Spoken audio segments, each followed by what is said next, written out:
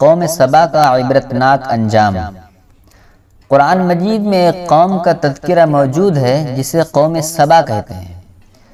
مفسرین نے لکھا ہے کہ اس زمانے میں ان کے راستے کی دونوں طرف باغات ہوتے تھے۔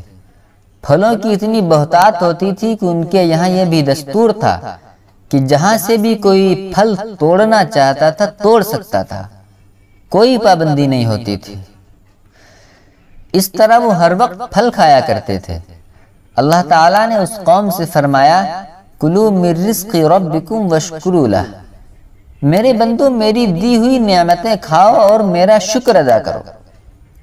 مگر وہ ناشکرے نکلے اور کہنے لگے کہ اے اللہ، ہر طرف سبزہ ہے، باغات اور پھل ہیں، ہم تو ان کو دیکھ دیکھ کر تنگ آ گئے ہیں۔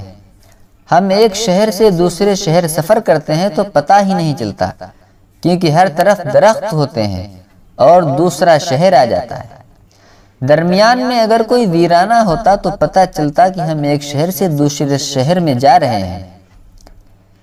جب انہوں نے ناشکری کی یہ بات کی تو اللہ تعالیٰ نے زمین کے اندر کے پانی کو خشک کر دیا۔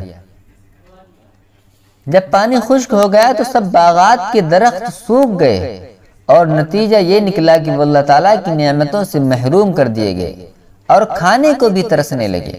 اللہ تعالیٰ نے قرآن میں ان کا تذکرہ فرماتے ہیں میرے دوستو، قیامت کے دن آپ یہ نہیں کہہ سکیں گے کہ ہمیں کوئی قرآن سنانے والا نہیں آیا تھا جو ہمیں کھول کھول کر بتاتا کہ ہم پر اللہ تعالیٰ کی کتنی نعمتیں ہیں۔ اللہ تعالیٰ فرماتے ہیں لَقَدْ كَانَ لِسَبَإٍ فِي مَسْكَنِهِمْ آیَةٌ جَنَّتَانِ عَنْ يَمِینٍ وَشِمَالٍ، قوم سبا کے گھروں میں بڑی نشانیاں ہیں۔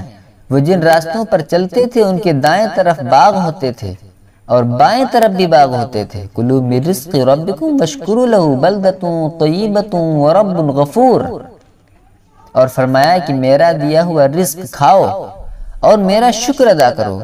کتنا پاکیزہ شہر ہے، تم سے کوئی کوتاہی ہو جائے تو معافی مانگ لینا، تمہارا پروردگار تو مغفرت کرنے والا ہے۔ مگر وہ اس نعمت کی قدر نہ کر سکے اور کہنے لگے ربنا باعد بین اسفارنا، اے اللہ درمیان میں کوئی کھلی جگہ اور ویرانے ہوں تاکہ ایک شہر سے دوسرے شہر جاتے ہوئے پتہ چلتا کہ سفر کیا چیز ہوتی ہے۔ لہذا اللہ تعالیٰ نے ان کے باغات کو ختم فرما دیا اور پھر فرمایا ذالک جزیناہم بما کفروا وہل نجازی الا الکفور، انہوں نے نعمتوں کی ناقدری کی اور ہم نے ان کو نعمتوں کی ناقدری کا یہ بدلہ دیا، اور ناشکری کا تو یہی بدلہ ہوتا ہے۔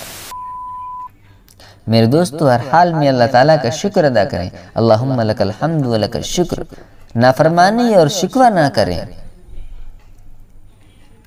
اور ایسی پیاری باتیں جاننے کے لیے ہمارے چینل کو سبسکرائب کریں اور ہمارے پیج کو فالو کریں۔